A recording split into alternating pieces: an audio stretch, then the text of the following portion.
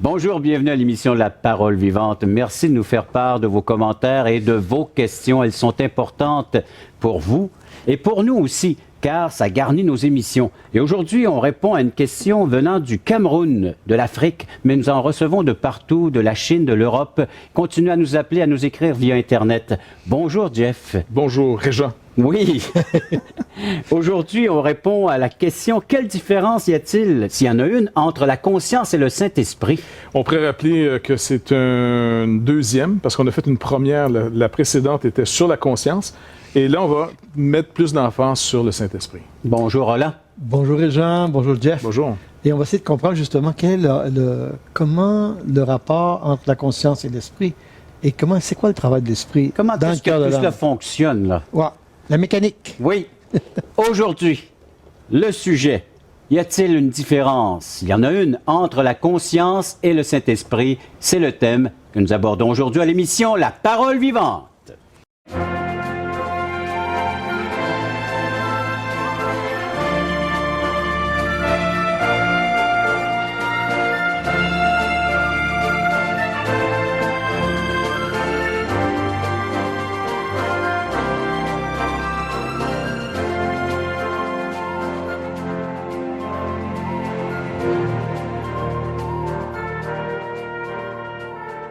La question à laquelle nous répondons aujourd'hui nous vient de Fotso.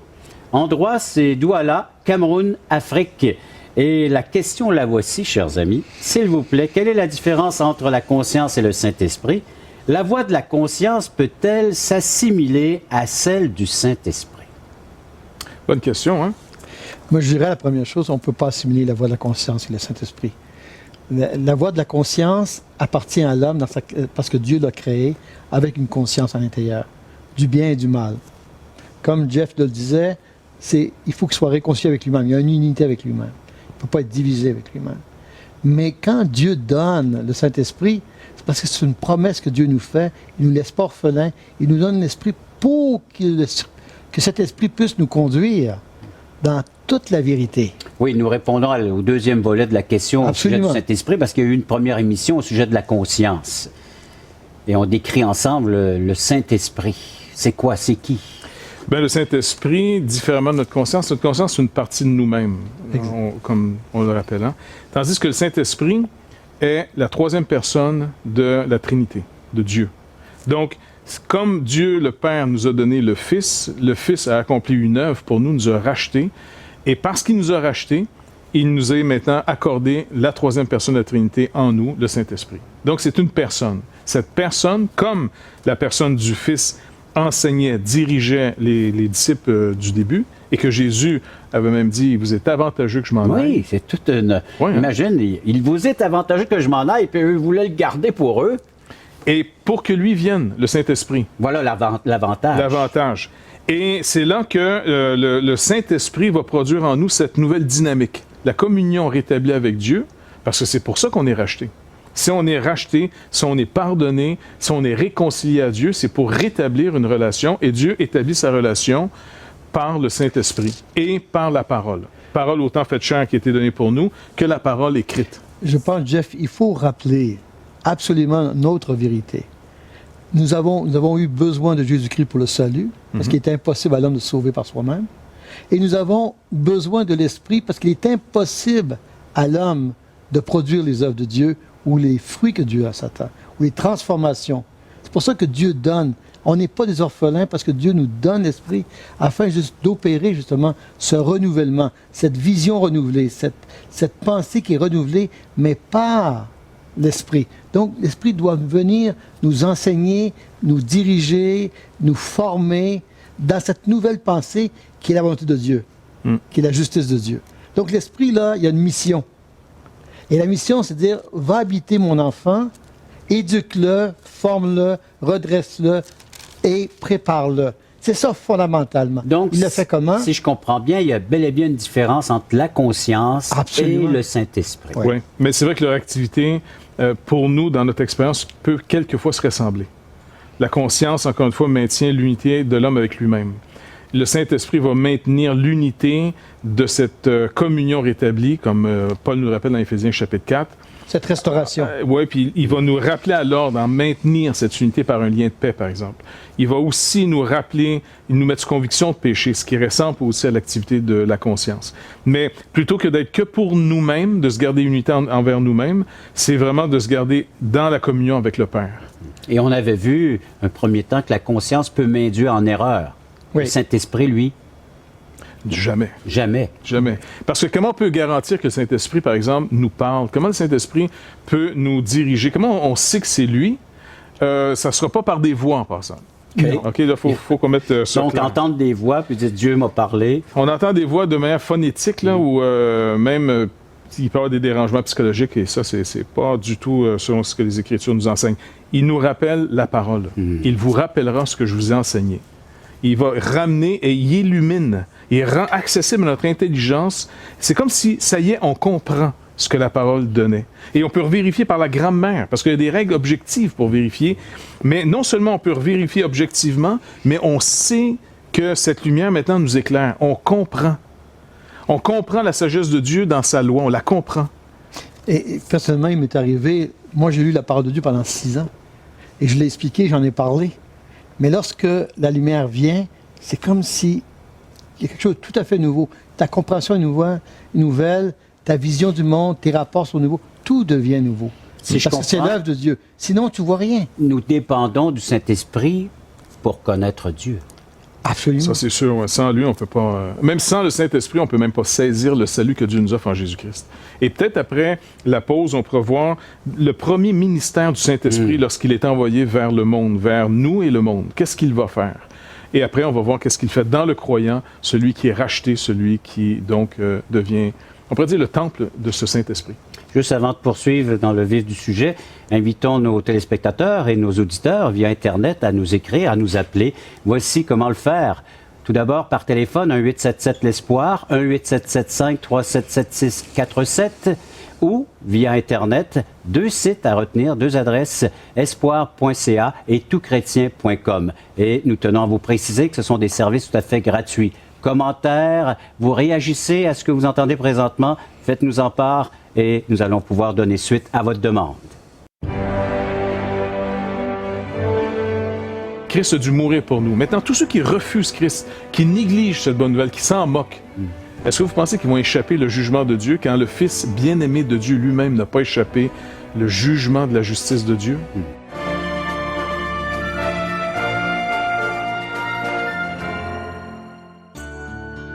Vous êtes invité à assister à l'un de nos merveilleux déjeuners de l'espoir. Un déjeuner causerie gratuit partout au Québec. Vous pourrez y entendre le témoignage de vie transformée par l'amour de Dieu. Pour connaître et savoir où ont lieu ces déjeuners, appelez-nous maintenant en composant le 1-877-l'Espoir. 1-877-537-7647. Ces déjeuners sont offerts gratuitement. Bienvenue à tous!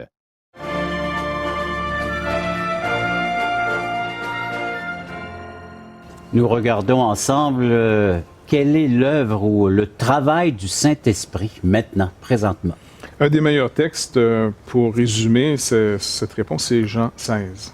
Jean 16, entre autres, à partir du verset 8. Donc, c'est dans le contexte où le Seigneur nous rappelle qu'il est avantageux que lui parte pour que celui qui doit nous consoler, nous diriger, nous soutenir. Parce que le mot consolation est... Parce que peut-être dans le contexte d'aujourd'hui, il est mal saisi un peu. C'est pas juste quelqu'un qui vient pleurer à côté de nous, là, mais c'est quelqu'un qui vient nous diriger, nous peut-être coacher, l'espoir, nous soutenir, instruire. C'est ça. Exact. Donc, il dit, quand il sera venu, il convaincra le monde en ce qui concerne le péché, la justice et le jugement. En ce qui concerne le péché, parce qu'il ne croit pas en moi. La justice, parce que je vais au Père et que vous ne me verrez plus. Le jugement, parce que le prince de ce monde est jugé. J'ai encore beaucoup de choses à vous dire, mais vous ne pouvez pas les supporter maintenant. Quand le Consolateur sera venu, l'Esprit de vérité, il vous conduira dans toute la vérité, car il ne parlera pas de lui-même, mais il dira tout ce qu'il aura entendu, et il vous annoncera les choses à venir. Il me glorifiera, parce qu'il prendra de ce qui est à moi, et vous l'annoncera, et tout ce que le Père a est à moi, et c'est pourquoi je vous ai dit qu'il prendra ce qui est à moi et il vous l'annoncera. Donc, on voit ici un peu, grosso modo, le résumé du mystère du Saint-Esprit. D'abord, il va venir pour convaincre le monde. Donc, c'est pas que le monde va le voir, le recevoir, mais le monde va maintenant, à partir du moment que la Pentecôte va être inaugurée, Jésus est monté, après avoir été crucifié, tué, mis à mort, au fond, parce que les hommes l'ont rejeté, et par le dessein arrêté de Dieu aussi. Autant Dieu, on ne dépense jamais Dieu en passant, même dans nos mauvaises actions. Et donc, le Seigneur se sert très bien de cette méchanceté humaine, du rejet de la vérité, et on l'a livré finalement pour le faire crucifier par la main des impies. Il est mort, mais c'est pour racheter son peuple. Et ça, c'est la venue quand le Seigneur est monté au ciel, il a dit, je vous enverrai le Saint-Esprit. Oui, parce qu'à sa résurrection et après, donc on se rappelle qu'il est parti, il est monté. Oui. Il est parti pour recevoir du Père. Parce qu'on se rappelle que la foule voulait faire de Jésus à un moment donné roi. Mais c'est encore de l'arrogance humaine. C'est pas nous qui établissons le roi. C'est celui qui a le pouvoir de l'établir, Dieu seul. C'est un peu comme aujourd'hui, on ne peut pas décider, OK, on te met au pouvoir, Roland. C'est nous qui décidons, on défait M. Charest et on te met au pouvoir. Non, la démocratie fait qu'on doit passer même par des règles. Donc, il doit y avoir... Dans le royaume de Dieu, il n'y a pas de démocratie. C'est pas le peuple qui décide qui va être en charge. C'est pas le croyant qui décide. C'est la théocratie. Exactement. Donc, ici, il reçoit du Père la seigneurie. Il devient le Seigneur. Le Père l'établit Seigneur. Et comment ça se rend manifeste? C'est en envoyant son esprit dans son peuple. Il n'envoie pas au monde l'esprit. Il l'envoie à ceux qui ont cru et qui ont reçu cette parole, qui l'ont reçue dans leur cœur. Et donc, c'est ici que, pour le monde, par contre, quand il vient sur le monde et le monde continue à le rejeter, il va continuellement faire la preuve de leur péché envers Dieu. Et c'est défini très, très simplement. Même si c'est très complexe, mais quand même très simplement, parce qu'ils ne croient pas en moi. Donc, c'est ça le péché du monde. Nous ne croyons pas ce que Dieu dit depuis le début.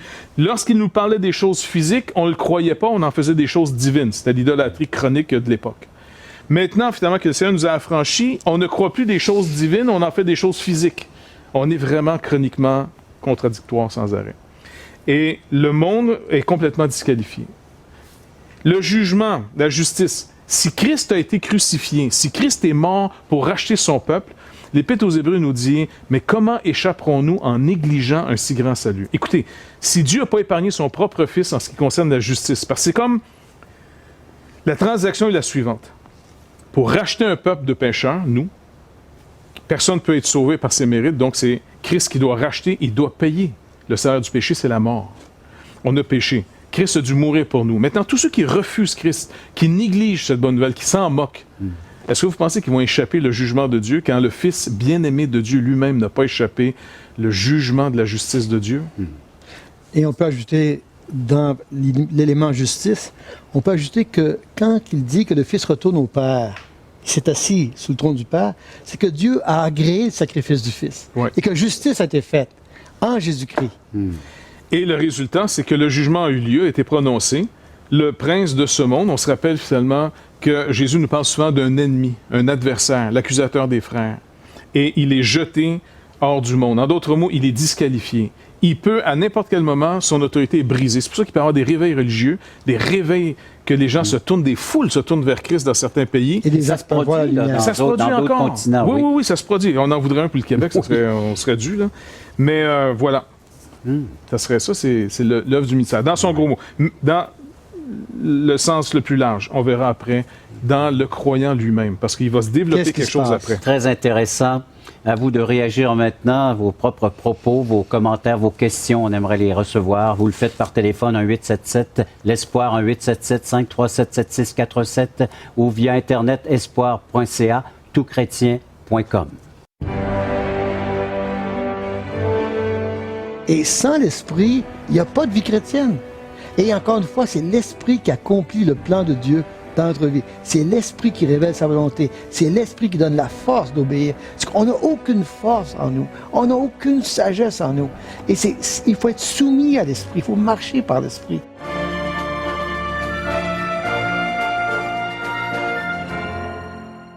Nous vous invitons à nous contacter pour recevoir gratuitement de la littérature. Vous recevrez le Nouveau Testament, une portion des Écritures relatant la vie de Jésus, ainsi que l'Évangile de Jean qui parle de comment connaître Jésus et sa merveilleuse promesse. Un tract, aujourd'hui l'espoir, c'est Jésus seul. Et finalement, un livre de relations d'aide sur la Bible de June Hunt, qui nous parle que la Bible est la source suprême de la révélation du sens de la vie.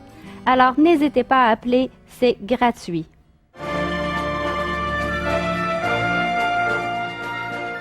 Le Saint-Esprit vient nous convaincre de péché, de justice, de jugement. C'est pas facile à saisir et à comprendre, cela. Non, hein, même c'est assez radical. Oui. Mais la bonne nouvelle, c'est que puisque le prince de ce monde est jeté dehors, parce qu'il est jugé, il est disqualifié, maintenant, il va tout y avoir une élaboration de cette vérité. L'Évangile, c'est l'explication des promesses de Dieu qui se sont tous réalisées en Jésus-Christ, spécialement dans sa mort et sa résurrection. Et là, c'est ce qui va s'élaborer. Les disciples, lorsqu'ils entendent Jésus parler ici, là, quand Jean nous le rappelle... L'ont-ils compris? Non, il y a plein de choses qu'ils n'arrivent pas à saisir. D'abord, ils n'arrivent même pas à saisir qu'il doit mourir. La preuve, Pierre va l'arrêter en chemin en disant « Non, non, Dieu ne plaint, tu ne seras pas souffrir à Jérusalem. » Ils ne comprennent pas que ce Messie, où eux l'ont idéalisé comme quelqu'un qui va changer le monde par autre chose que mourir. Mourir, c'est un échec. C'est pas une force. Ils attendaient un Messie politique. Politique, miraculeux, religieux, mais pas du tout comme Jésus. Jésus vient mourir sur une croix, non. Non, c'est comme une faiblesse totale. Ouais. Mais Jeff, moi, ce que je vois, et puis Régent, ce que je vois dans ce texte-là aussi, c'est que l'Esprit a une mission pour le monde, en global. Dans le monde, il va aller chercher des personnes qui vont éclairer, qui vont sauver, qui vont entrer dans le royaume de Dieu, comme enfants de Dieu. Mais moi, qu'est-ce qui m'éclaire aussi là-dedans, c'est que Dieu est assez sage pour dire, je ne vous laisse pas orphelin, vous avez besoin que je m'implique dans votre vie, vous avez besoin que je vous guide à travers, et je vais m'impliquer, je vais demeurer en vous. Ne cherchez pas l'Esprit ailleurs, il va être en vous, et il va vous guider en vous. Et de savoir que Dieu se préoccupe de moi, il se préoccupe de nous, et que Dieu ne nous a pas laissés seuls. C'est ça le beau message. Dieu va réaliser pleinement son plan et il donne la garantie. Il dit, je ne vous laisse pas orphelin, vous êtes mes enfants et je vous donne l'Esprit. C'est pas abstrait, ça. L'Esprit vient à chacun de nous et c'est là qu'il fait le travail. Et merci Seigneur pour ça. Merci Dieu que tu ne nous laisses pas orphelins avec nos propres forces, nos propres capacités. Tu es tout seul, je vais me débrouiller, ok, je lis la parole, je vais me débrouiller. Non, c'est l'Esprit qui va appliquer tout ça. C'est l'Esprit qui va te rappeler les principes. C'est l'Esprit qui va te donner la force, qui va te sanctifier. C'est l'Esprit qui va te faire. C'est encore la grâce de Dieu. Et chaque croyant, merci Seigneur pour l'Esprit. Merci pour ce que tu m'as donné. C'est le don le plus précieux. Parce que c'est le cadeau de Dieu. Nous dépendons du Saint-Esprit. Absolument. Absolument. Et sans l'Esprit, il n'y a pas de vie chrétienne. Et encore une fois, c'est l'Esprit qui accomplit le plan de Dieu dans notre vie. C'est l'Esprit qui révèle sa volonté. C'est l'Esprit qui donne la force d'obéir. On n'a aucune force en nous. On n'a aucune sagesse en nous. Et il faut être soumis à l'Esprit. Il faut marcher par l'Esprit. Et moi, ce qui me plaît, c'est que le travail de l'Esprit, Dieu ne laisse pas le monde à lui seul. Il va y avoir des sauvés, il va y avoir des gens qui vont être appelés. Mais il s'adresse à nous. Nous ne sommes pas des orphelins. Et l'Esprit a une mission en nous, et la mission, c'est de nous rendre semblables à l'homme Jésus, semblable à son Fils, en caractère, en œuvre, en façon de notre relation avec Dieu. Dieu est notre Les papa. téléspectateurs là, Dieu est réagissent, là. Ils doivent trouver ça dur. C'est dur à accepter de telles paroles qu'on ne peut rien faire sans l'aide ou l'assistance de l'Esprit Saint. Mais bravo parce que Dieu le déclare. Bravo parce que l'homme ne peut pas le trouver, ça. L'homme ne peut pas inventer ça. Dieu dit, je vous donne l'Esprit. Il l'avait promis dans l'Ancien Testament, il le révèle là, et ça vient transformer. Sans l'Esprit, il n'y a aucune transformation, il n'y a aucun renouvellement. L'homme est pris avec sa conscience du bien et du mal, qui essaie de deviner c'est qu'est-ce qui est le bien, qu'est-ce qui est le mal, comment on peut plaire à Dieu, mais ça n'a aucun sens. Pour Dieu dit, vous êtes incapable de savoir ce qui est bien, ce qui est mal. Vous êtes incapable de me plaire. Je dois mettre mon esprit en chacun de vous pour pouvoir le faire. Oui, et la parole. Parce que certaines personnes pourraient penser juste l'esprit, et puis je reste pensant que j'ai des inspirations. Et donc tu as raison de dire ça. Il faut pas mêler l'Esprit Saint. La parole, c'est l'esprit de la vérité. La parole, c'est justement le livre où Dieu parle et Dieu se fait comprendre. Et l'Esprit nous enseigne, il nous aide à travers la parole. Tu as raison. Mais c'est l'une des premières réactions. lorsque nous commençons à lire ce livre, on veut le refermer aussitôt parce que c'est pas trop intéressant à découvrir le fait de savoir que je suis un pécheur et un pécheur perdu. Mais c'est la première étape. Ça met en lumière ce que Christ vient sauver. Ça met en lumière le besoin que j'ai de lui.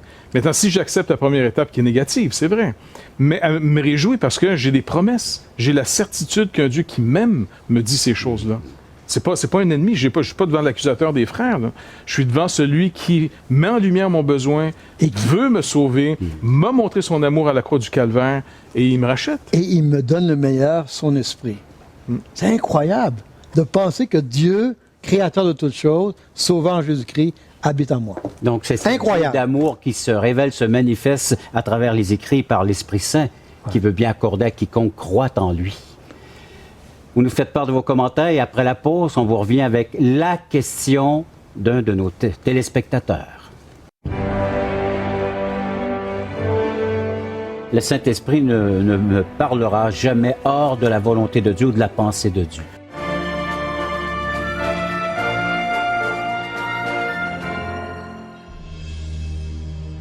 Et je pense que tout chrétien.tv va être une ouverture, un outil qui va nous dépasser.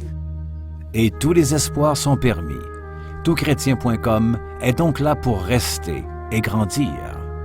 Ce grand portail constitue en lui-même une plateforme unique d'études et d'échanges entre les chrétiens du Canada francophone et de la francophonie tout entière. Toutchrétien.com, un vecteur d'évangélisation unique au service de l'Église de Jésus-Christ. Pour les gens qui ont envie de vivre une relation avec Jésus-Christ, je crois que là, ils vont trouver quelque chose qui ressemble à leur temps et qui répond à des besoins de tous les membres de leur famille.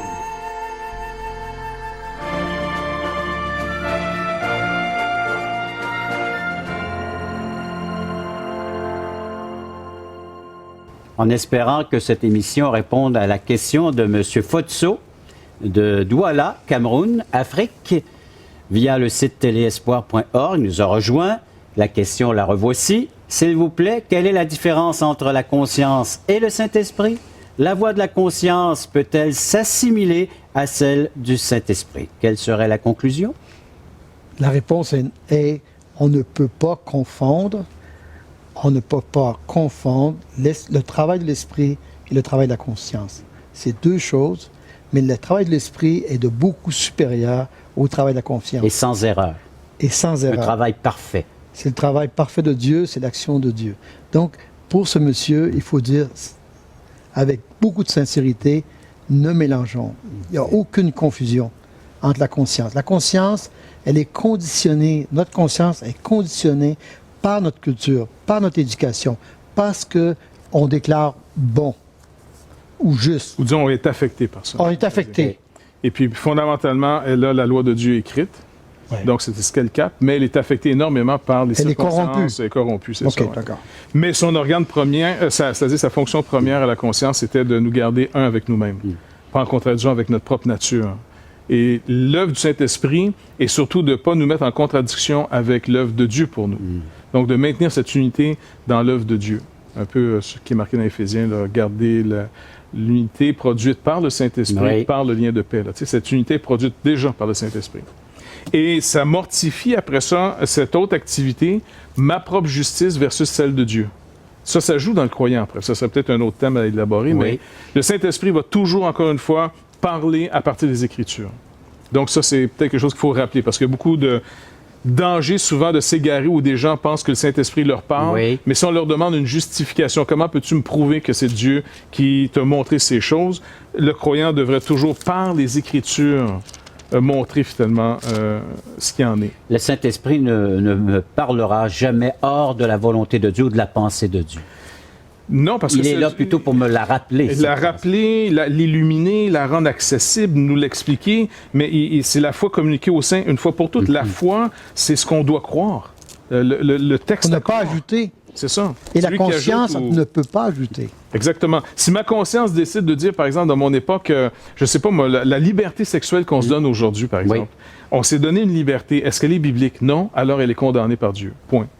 Pour C'est le ça. croyant, sa conscience, peu importe si elle serait affectée par la culture, qui la Oui. cautérise, qui la rend insensible, par exemple, aux règles de Dieu, ça ne change rien. Le croyant se rattache à la parole de Dieu comme un ancre dans un lieu sûr.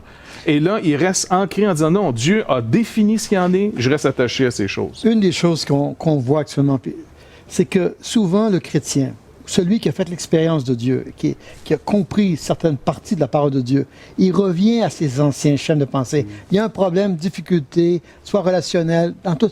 Et qu'est-ce qui reprend forme? C'est son ancienne nature, et c'est ça qui guide. Et non, c'est sa conscience qui est trafiquée, et à ce moment-là, il justifie des prises de position, des attitudes, des comportements. On peut même à prendre des versets bibliques. Oui, à partir de sa conscience et non plus à partir de ce que Dieu dit de la parole de Dieu. Et ça, on rencontre ça partout. La semaine dernière, j'étais avec quelqu'un, il me dit, moi, il y a des portions que je ne lis plus parce que ça m'accuse, ça me dit, j'en fais pas assez. Mais je n'ai rien compris de l'Évangile. L'Évangile n'est pas ça. Laisse travailler Dieu, prie le Seigneur de venir t'aider dans tel domaine. Et là, à ce moment-là, tu auras la capacité parce que Dieu le veut. C'est Dieu qui travaille en toi et c'est pas toi qui travaille. Voilà pourquoi Dieu peut nous dire, entre autres dans Galates 5, ne marchez plus selon la chair, mais selon l'esprit. Exactement. On a un nouveau guide, on a un enseignant maintenant le Saint-Esprit. Et c'est à lui que nous devons rendre du moins des comptes concernant notre vie ici-bas et notre démarche et notre marche quotidienne. Ouais. Et je te dirais là-dessus, c'est que même Dieu dit, je te donne l'esprit, et ce sera inimitié entre toi et lui, entre l'esprit et toi. Et ça, c'est extrêmement fort. Dieu ne nous a pas laissé tout seul. Et voilà, mon ami. Merci beaucoup. La compréhension de ce qu'est l'Esprit Saint. Donc, à vous de faire ce choix maintenant, de vous laisser diriger, vivre amplement par l'Esprit Saint qui veut devenir celui qui vous conduira maintenant dans la connaissance, dans la révélation parfaite de ce grand Dieu Sauveur et Seigneur. Merci d'avoir été à l'écoute. Au revoir et à la prochaine.